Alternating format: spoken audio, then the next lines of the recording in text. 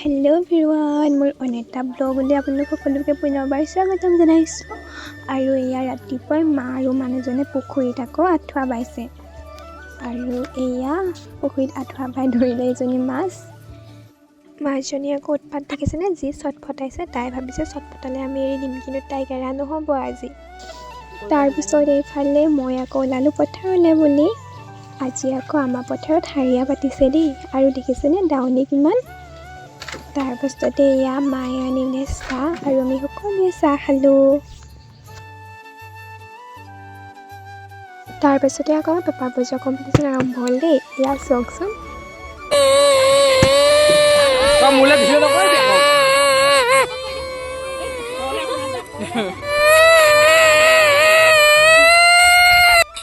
আকৌ এইফালে মা আৰু মহাই মাংস কটাত লাগিছে।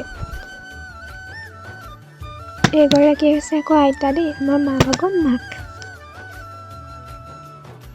এফালে আকৌ মাহঁতে পথাৰলৈ আমালৈ ভাতকে লৈ আহিলে, আৰু আমি সকলোৱে ভাত খাবলৈ বহি ল'লোঁ। আৰু আপোনালোকে যদি মোৰ ভিডিঅ'বোৰ চাই ভাল পায়, তেতিয়া like, comment and share, subscribe কৰি দিব দেই। আৰু মোৰ ব্লগটো আজি ইমানতে সামৰণি মাৰোঁ। আকৌ লগ পাম নেক্সট ব্লগত। Bye bye.